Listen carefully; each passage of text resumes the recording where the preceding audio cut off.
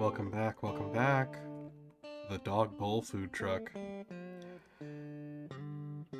It's good to have you back here, and where we last left off, it appears that the ghosts are not cooperating. As a matter of fact, they are fighting against one another.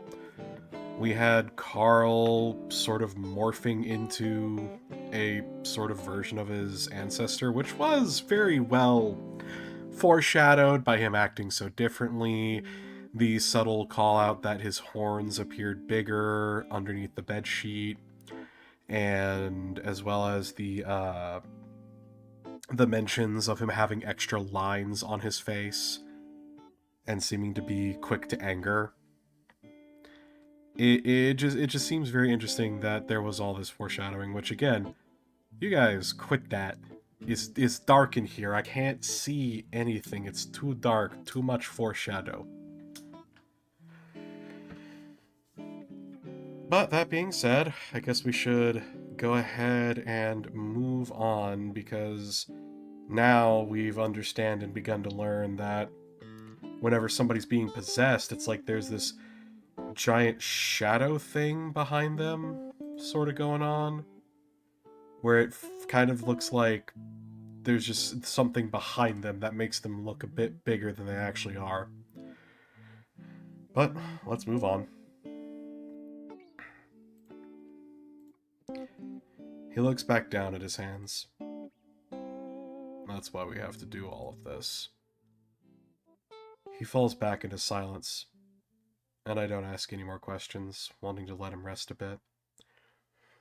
There is one nagging thought that comes to my mind, though. This is kind of stupid, but what happened back in the mansion, you know, that thing between us? He looks at me, and I feel my face flush, looking away. I guess I'm wondering if any of that was real. I mean, if it was really you feeling that way. Carl doesn't say anything, so I'm forced to look up at him. When I do, he has a sad sort of smile on his face. Dude, I think that was the only part of me that was real. Despite where we are, despite everything that's happening, that somehow makes me incredibly happy. Happy enough to lean forward and kiss him. He kisses back, and while it's barely more than a peck, it has my entire body feeling warm. He puts his own arm around me after I pull back, and I rest my head on his shoulder. I feel like it's gonna try to come back, though. I look at him. What, James? Whatever it is. I can already feel it, like it's on the edge of my mind. Do you think you can fight it? Carl sighs and looks at me. Should I? What do you mean? I mean, it made me feel amazing, like I could do anything. Maybe we need that. I frown. I don't know. Not only that, but I felt like I knew what to do. It might save us. He stares back into my eyes. I know it's not really me, but it'll probably only be for the time that we're here. I look away, thinking, then I'll be back to my old self. He squeezes my shoulder. But it's important to me what you think. We're in this together. I swear if I click next and a choice pops up. You fuckers. Ah, you fuckers.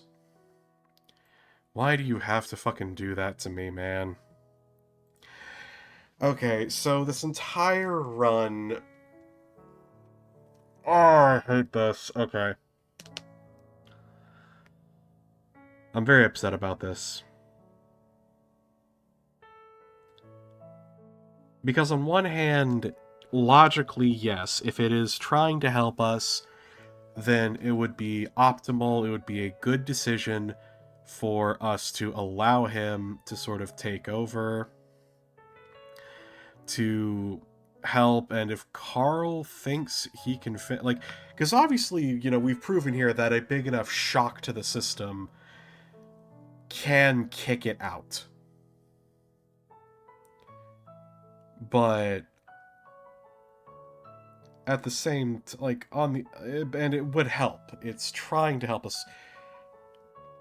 Now the drawback to allowing it to help us is that it doesn't like Jenna, and the other spirit that is here is actively making things more hostile to get at him.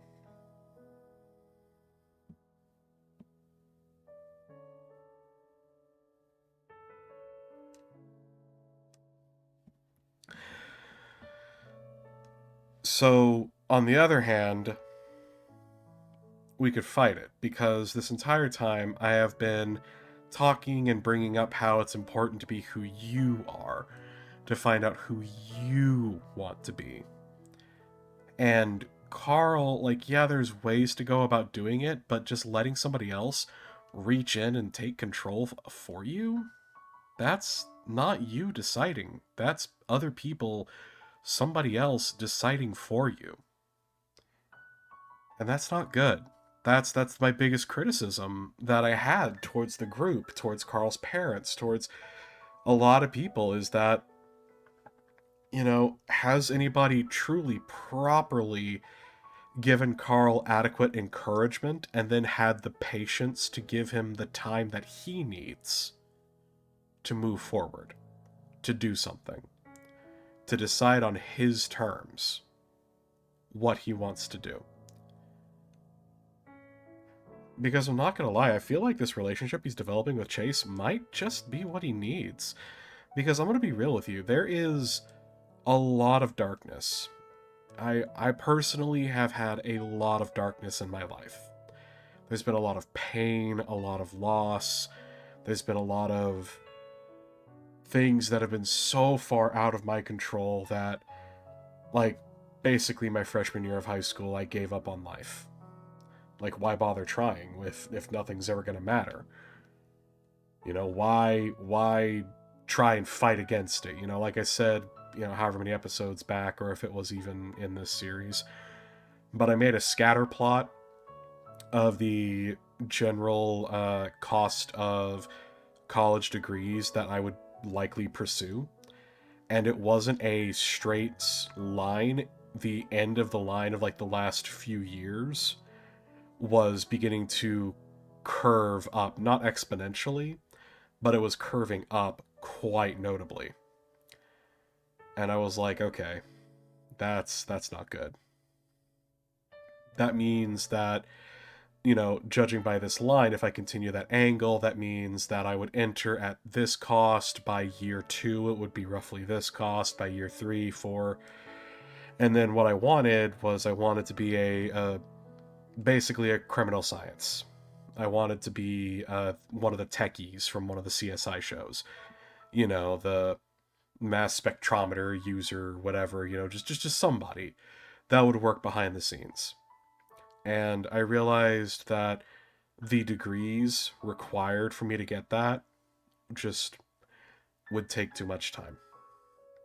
Like, to get the proper, where I would feel like I would come at it and I would be able to get the job I wanted where I wanted it, I would need these degrees. And mind you, this was years ago. This is over 2 decades ago. This is like almost, not 2 decades, but like a decade and a half ago at this point, where I was doing all this. And I, between that and the problems I was having at home and a lot of other stuff, I just gave up. I stopped trying. Like, sure, I would come back and I would draw, I would do this, I would do that, I would even write every now and again, but everything I ever tried to do just crumbled down and collapsed around me. And sometimes it was even my own fault. So it's like, Why try? You can't fail if you don't try, right? Well, it turns out you do fail. That's the fastest way to fail, is to just give up on yourself. And that's why I'm here now. I'm here now because I know, just by sheer virtue of random happenstance, there's going to be somebody somewhere out there. There's going to be someone who's young, who's decided to be a little naughty, get on YouTube, and look up a, a fat bellied husky because I have, ooh woo thirsty thumbnails. And he sees I've read Echo. He or she, whoever, it doesn't matter to me. But what does matter is that they come to this point and they hear me talk about this and they realize that what they're going through, they're not alone. You are not alone. You should never give up on yourself. You should never give up on what life could be. And when my grandma died, she had. Let me tell you, that lady, she had everything planned out.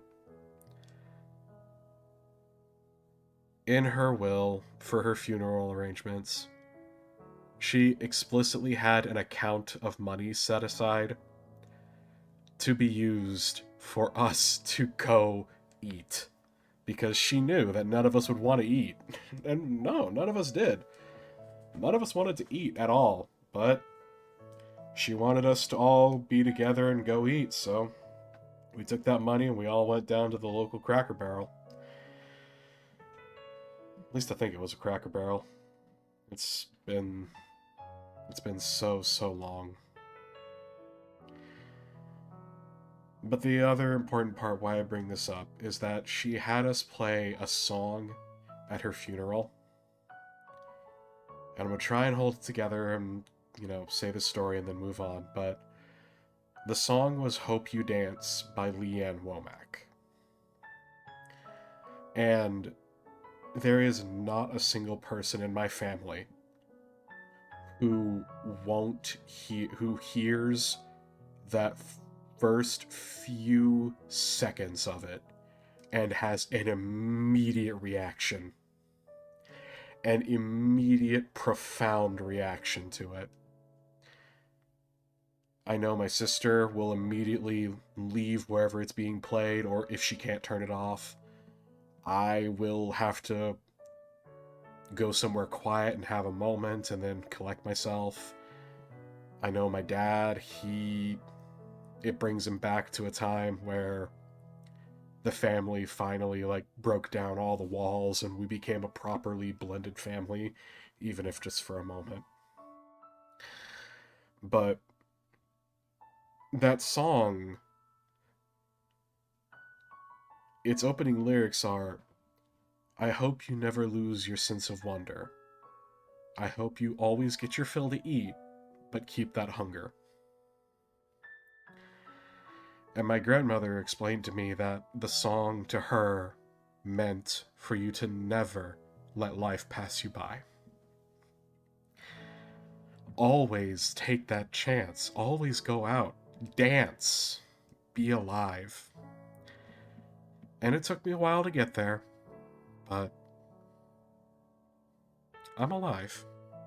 And I'm dancing. And I hope you dance too. And with all that being said, I've dropped a save here, and I want Carl to fight it.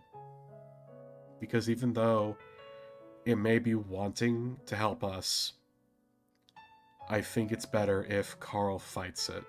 If Carl, on his own, is able to rise to the challenge that he needs to surmount. He doesn't need help. He just needs to know that people believe in him and trust him to do what he needs to do. But with how twisty-windy this story has been, we're going to find out whether or not I'm wrong.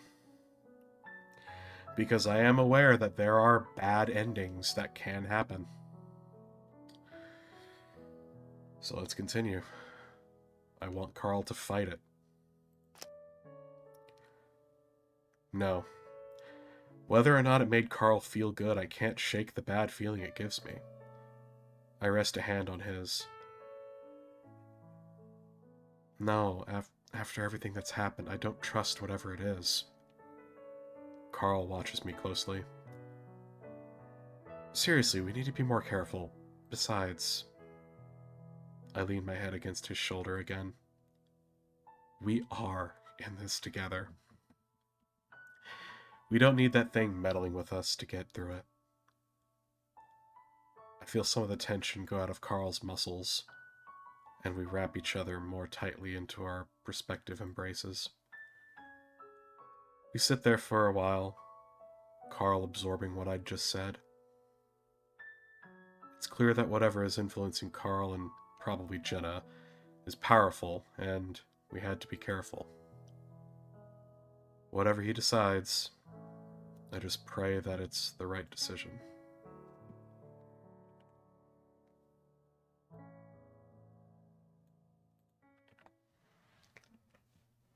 I wake up groggily, my head throbbing a bit from laying on the stiff pillow.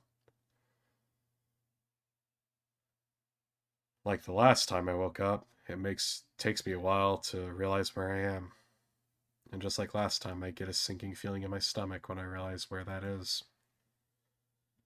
I lay on my side, staring at the wall in front of me, watching shadows dance along the log bumps. It's depressing, though. Though not as much as the last time. At some point, I guess I realized that there wasn't much I could do. Just go with it and hope something comes of it. At least there seemed to be a goal in mind of whatever had control of this. This is also, I'm going to point this out, this also feels like a great parallel to Carl's life as a whole. You know what I mean? Like this whole ordeal where Chase is learning to just acknowledge it, accept it, and move on, that kind of feels like what Carl's life decisions have been. And in a way, it almost feels like Carl and Chase have now traded places character-wise, where Chase has to be the sedentary one because he can't mentally cope with what's going on. So he has to just kind of block out the majority of it through some form of denial. And, whereas at the start of the story, Carl was basically having to block everything out through pot.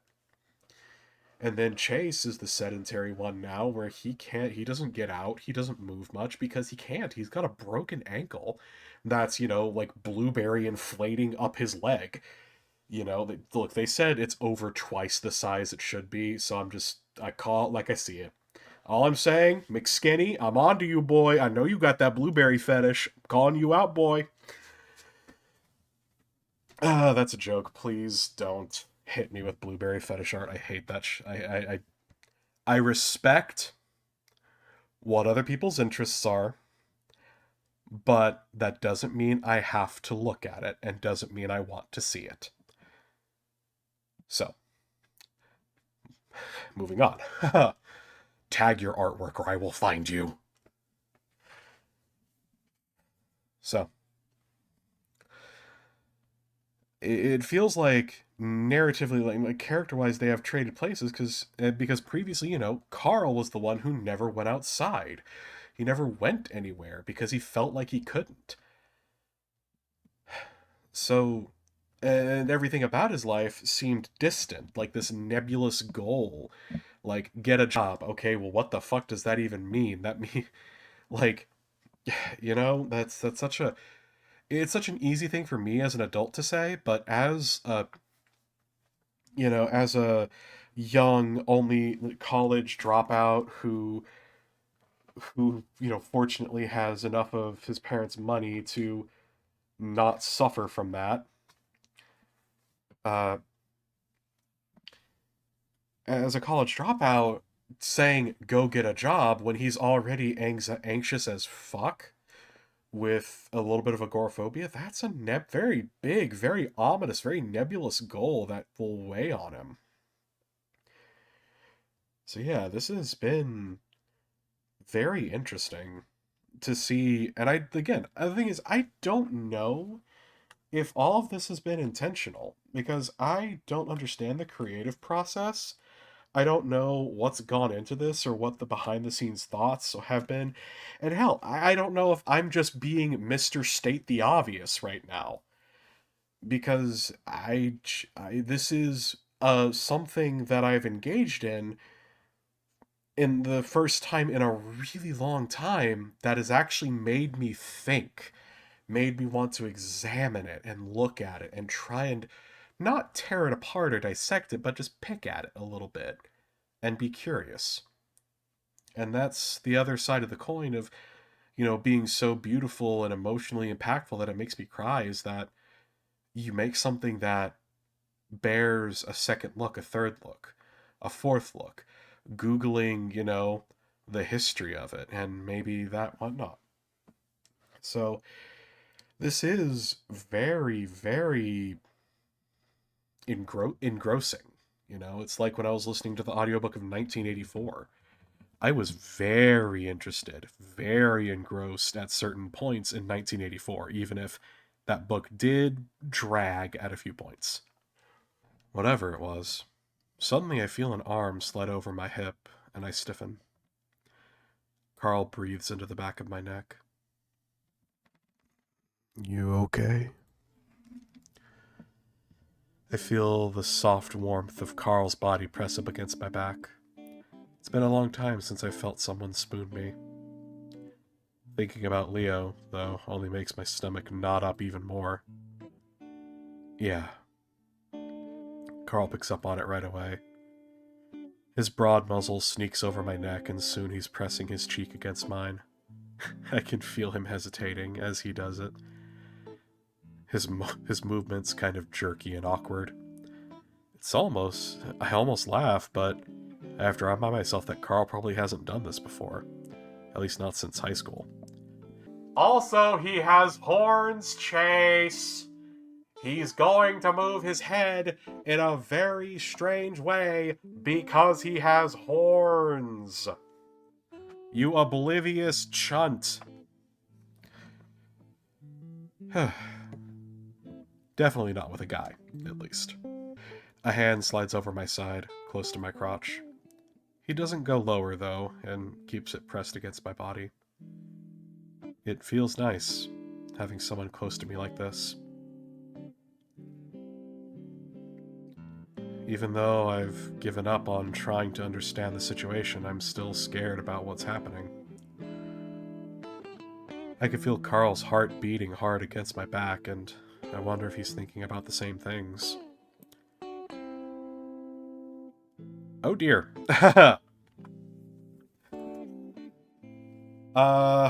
Okay. Um, so while I'm gonna have to censor this, absolutely, I want to go ahead and point something out. Um, the the goat possible James person, Night Lord Libra, said dining, love, spoiled name. So maybe that was a clue? Not just there's a love letter in the dining room, but there's something in the dining room. You need to have love, and then, whatever. But, so I'm gonna try and narrate this as, Peggy 16, as I can. That's when I feel his love pressing against my back. I almost laugh again.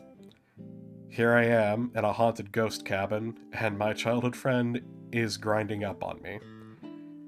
Carl feels me tense up and lifts his hand away from my stomach. Sorry, is this not? I roll over abruptly to face him. His green eyes immediately look away from mine, and I see red creeping underneath the thin fur of his ear. I decide to go with the same technique I used last night, and slide up against his soft body before pressing my lips against his. That seems to break the ice, and he immediately responds, pressing his tongue against my lips before I open them to let it in. Carl's surprisingly good at tongue kissing. Better than Leo was, anyway. He glides over my tongue before flicking against my teeth. I'm momentarily worried about how I haven't brushed for the last 2 days now, but Carl doesn't seem to mind. He hasn't either, after all. He wraps his hand around my back, sliding one under my body so that he can wrap me up in a full embrace. The feeling of being enveloped in Carl's soft and strong warmth makes my heart skip a beat, and pretty soon I'm just as filled with love as he is. While his hands toy with my tail, I get to work running my own hands under his shirt, sliding them up along his firm belly before pushing his shirt up. Carl tenses, and I giggle. Oh, fuck, that tickles. I pause and smirk at him. I barely touched you. I give his stomach a light prod, and he curls up a bit more, grabbing my wrist. Dude, I think I'm just not used to being touched like... I apply both hands this time, running them like spiders up his stomach and chest. Dude, no. He twists and writhes under my hands, desperately trying to stifle his giggle before finally snatching up my hands by the wrists. I'm reminded of how strong he is when he easily rolls me to my back, straddling my hips as he pins my hands above my head. You asshole. He breathes heavily, letting out a giggle every now and then. Sorry, I've just never seen someone get so... I pause as I hear the movement from downstairs, followed by what sounds like Raven's voice. I'm reminded of our situation when I see some flakes of blood around Carl's nose and the big splotches on his shirt. I, guess we're being a little loud. Yeah. How's your nose? Carl automatically raises a hand to touch his nose. Hurts a little bit, but I'm okay. That's good. Also, I want to point out that Chase is doing all this, they're doing this without mentioning his leg, his ankle. I I don't know. I'm just saying. I feel like if your leg is blueberryifying, you're gonna mention that when you're being rolled onto your side and then onto your back, and somebody's like on top. That just feels. That's just me though. I have not been canoodling with a broken limb, so I would not know. I lay there in silence for a few seconds, feeling like the moment is kind of ruined. I look again at the walls, remembering that we should be looking for something instead of messing around like this. What you looking at? Not sure. Hey, we should be finding something, right?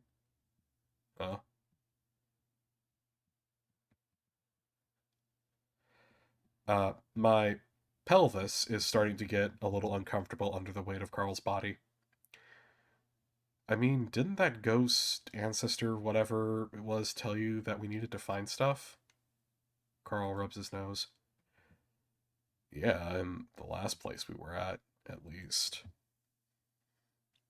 I guess it would be the same for this place, right? Unless it was what we already burned up. Yeah. Carl sits there quietly thinking. Well, I think I might try to look downstairs. You want to stay up here and look around? Yeah. I want to get the other two to start looking too.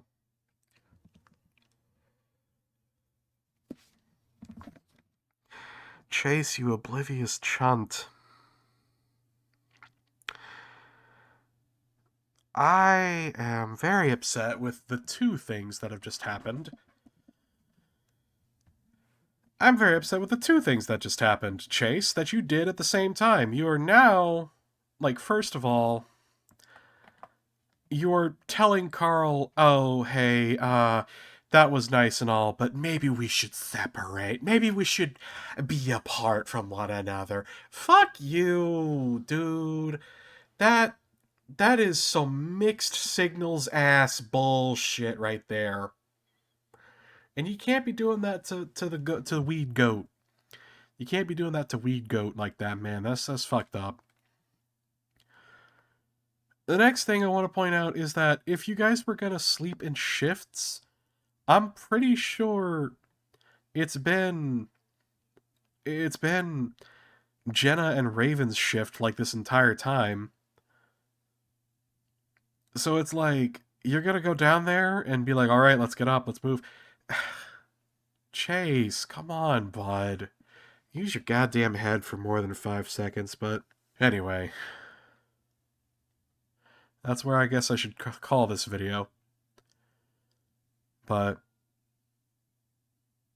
what? There's something behind me? Where? I don't see it.